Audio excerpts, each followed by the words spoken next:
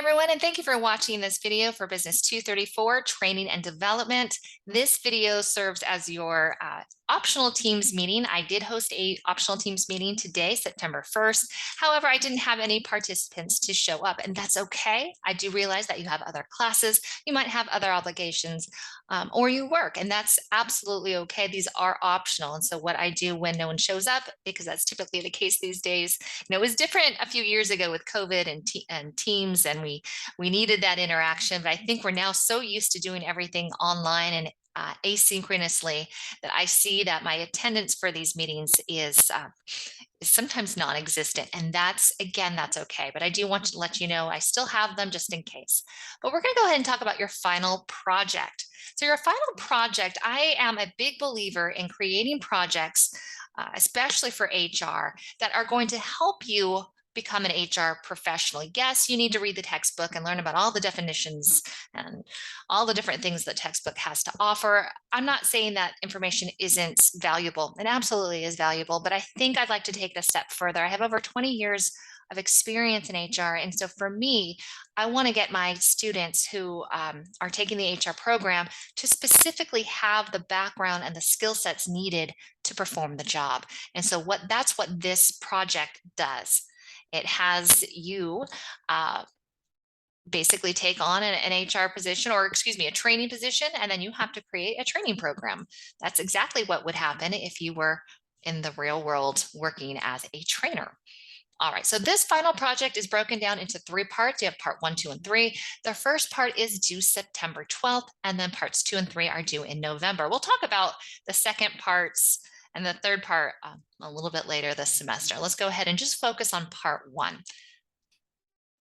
I'll give you a background as far as what I want the mindset to be for when you start the project. So imagine you have been hired as a new training and development manager or a trainer for an organization. What happens when you get hired as a trainer or a training manager? They're going to ask you to do your job. They're going to ask you to create a training program for your company. And so that's what you're going to do. You're going to do that either by using the training design process or the ADDIE model. So please note that you are not actually developing the training. I don't want you to create the training or the materials for that training.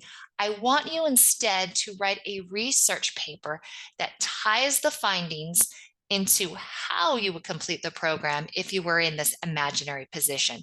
So please note, you're not creating an actual training. You're writing a research paper, and then you're going to tell me how you would go about doing that. All right, so let's go ahead and go through the different parts. So the very first step is that you're going to decide which model you'll be researching. So on page 11, there are 2 training models that you can choose from, either the instructional design process, which is a 7-step process, or the ADDIE model, which is a 5-step process. That's also found on page 11.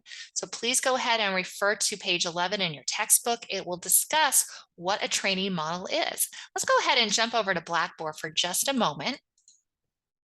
So you can find the project information here to the left where it says final project. And then once in there, you'll see a folder up at the top that says final background information. So let's discuss briefly what a training model is. So again, the textbook discusses the training design process. It's also known as the instructional system design. So they say ISD in the textbook. They also talk about the ADDIE model. So again, page 11. So a training model is simply stated, all it is a systematic approach to creating a training program. Step 1, step 2, step 3, right? So it's just basically an example of what a training program should encompass. And you can read about those different steps in the textbook. Now, I do want to note that just because the ISD model has 7 steps and the ADDIE model has 5, it does not mean there's less work with the ADDIE model. In fact, it's the exact same amount of work. It's just the ISD model. Some students find that the ISD model is actually easier for them to use because although it's 7 steps, it breaks up the 5 steps into 2 further steps. I assure you they're basically the same thing. ADDIE is 5 steps. The ISD is just taking a couple of those steps, like I think in development and then implementation, and it kind of makes it into more steps, but it's not any more work. I don't know how else I can explain that, but just I assure you that it's the same amount of work. It's just the ISD model just is more detailed in the steps. And a lot of students find that the ISD model is easier to use because of that. However, if you have a background and you're already familiar with the ADDIE model, you can use that as well. So what do these things even stand for? Let's go ahead and jump back over to the PowerPoint. So again, we have the first step is to decide which model you're going to do. Oh, I forgot to mention the actual requirements for part 1. So there are 3 things that you will do for this assignment that's due on the 12th. Very simple. And you can just bullet. I don't need complete sentences. You can just bullet point 1, 2, 3 and tell me and answer these questions. So put your name and information at the top, of course. And then what I'd like for you to do is the first bullet point is going to be the type of organization. You can pick any type of organization that you want, a software company, manufacturing, maybe healthcare, and why you chose this type. That's very important. Tell me why you chose it. It could be as easy as, you work for a healthcare company, and so you're familiar with that. That's why you chose it. I just want to know why. So that's the first thing. The second thing is the training program. So tell me what it is that you would like to train. So if you are an HR professional, you're very familiar with all the different policies and procedures. What it could be a new hire orientation that you want to train on, or maybe sexual harassment training. That's something that HR professionals have to do annually anyway. So you might want to go ahead and do that. Maybe it's a new policy or procedure for your company. Maybe you're involved in training with your company and you know some policies and procedures that you're rolling out. Maybe it's new software. Just tell me a little bit about the training program, keeping in mind that you're not actually going to create those materials, but you're just going to research the ADDIE model or the ISD model. All right. And the last thing is the training design. Which one did you choose? Did you choose ISD or did you choose the ADDIE model? All right. So this is the very first thing. Again, should be fairly easy to do. Type of organization, the training program, and then ADDIE or ISD model. I don't need complete sentences. I just need bullet points and no essays or anything like that. I just want you to get thinking about the project. Once you start thinking about the project, what I'd like for you to do is go ahead and think about part 2. Now, I realize part 2 of the project is not due until November 7th. That does not mean you wait until November 6th to start on this. And I'll tell you why in just a moment. So here's the ISD model. And then the ADDIE model. So you'll have an outline that's due. I make you outline your paper. The reason why I do this is if you do a proper outline, you will find that the research paper will write itself. I get so many compliments when I have students do the outline. They're kind of annoyed at first, but then when they go to write the paper, I get so many emails and so many compliments thanking me because now they can just write their paper, sit down, write their paper, and it only takes them an hour or so to do it. And really the outline is the meat or the foundation of your paper. And so if you can do a good outline, your paper will write itself. It's very easy. And so if you're doing the ISD model, your outline should have an intro paragraph. I want you to actually write about that paragraph. And then here's the body, each paragraph in the body. So step 1, step 2, step 3 should be a paragraph, and then the concluding paragraph. And so you can see this will be about 3 to 5 pages. Same thing with the ADDIE model. Tell me a little bit about the company that you're doing. Give me the background, that type of information, and then the body. Now I'm going to go in further detail later on in the semester with this. I just kind of want to bring it up now. And then here is the ADDIE model. The first thing is analyze, design, develop, implement, and evaluate. That's what that stands for. And then a concluding paragraph. One of the things I like to talk about with an outline is the 3 T's. So you're going to tell them what you're going to tell them. That's the intro paragraph. And then you tell them, which is the body of the paper. And then the last T is tell them what you just told them, the concluding paragraph. We'll look at that outline in just a moment in Blackboard. You can refer to the assignment instructions then.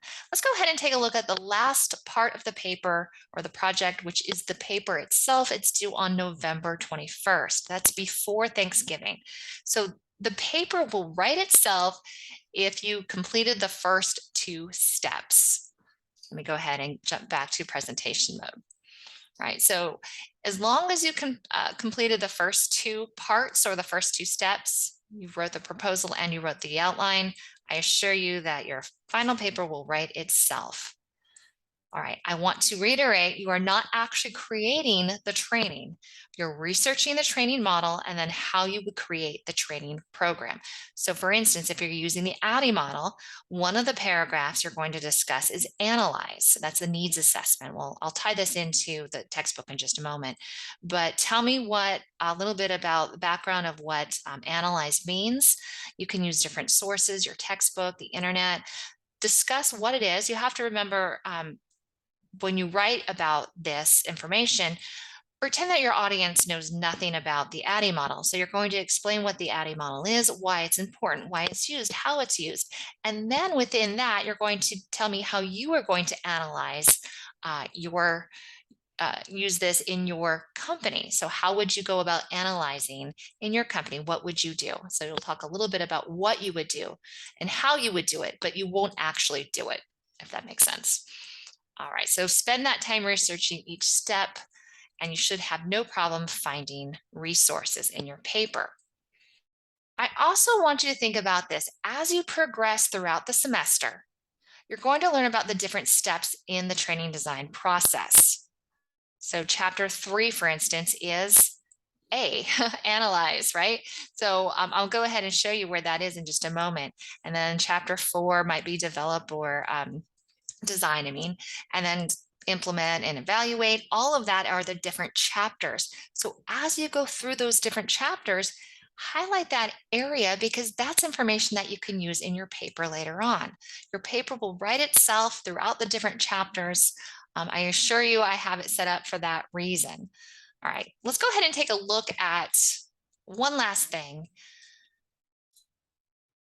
And that is the course overview and why this actually ties in with your paper. So part 1 was the context for training and development. First talked about what training is and then strategic training. That was chapters 1 and 2. And then part 2 discusses designing the training. So let's go ahead and look down here for just a moment. So you can see chapters 1 and 2 discuss the introduction to employment training and then strategic. And then if you move down here into designing the training, it talks a little bit about needs assessment, which is really the A that in the ADDIE model, right? It also talks about learning and transfer. That could be the just how people learn, which is interesting. But then chapter 5 talks about design, right? How to design it. And developing and design are covered in chapters 4 and 5. And then last, it doesn't really talk about the implementation of training. You might have to do a little bit of research on your own, but then we talk about training evaluation, and that's that E. So all of these different chapters are associated with the training model. And that's really that part 2 is an area that you'll want to focus on, and it'll help you write your paper. Now, if you scroll down to part 3, this talks about traditional methods. This could be your implementation, for instance, technology-based training methods and traditional-based training methods. This is how you implement different training. So you can use this area for that. And you can see all of this information is covered well before the actual due date of your paper. I made sure to align the due dates with what we're covering, so that way we've already covered it when it comes time for your final project. And then the last section is just social responsibility and the future, which really doesn't have anything to do with your paper. It's important information and we're going to cover it. But as far as the actual paper project is concerned, you can see that we're basically finishing all the things that we need to do prior to November. All of this information is due on October 31st, which gives you a good couple weeks to then start really working on your paper. I want to go ahead and tell you one more time, as you learn about the different chapters, as you learn about needs assessment, and as you learn about designing training, make sure that you're taking notes along the way, because you can use all of that information to write your paper. All right, so let's go ahead and summarize everything we've gone over. So again, the final project has 3 parts. The first part is due on the 12th of September, and all you're doing is just telling me 3 basic things. Then we have an outline, and here's an example of an outline. If you have questions on how to write an outline, hopefully you've taken your English classes already. That's why I strongly recommend you take all those English classes before you start taking your business classes, because if you've done that, then you find that it's so much easier to do all of your projects and all of your business classes. But make sure that you're writing an outline. Here's an example that you can use. And then last, your final project. I'm going to go ahead and have another meeting later in the semester that'll talk about the outline in more detail, and then one more about the final project as well. All right, thank you so much. If you have any questions, please don't hesitate to reach out. Thank you.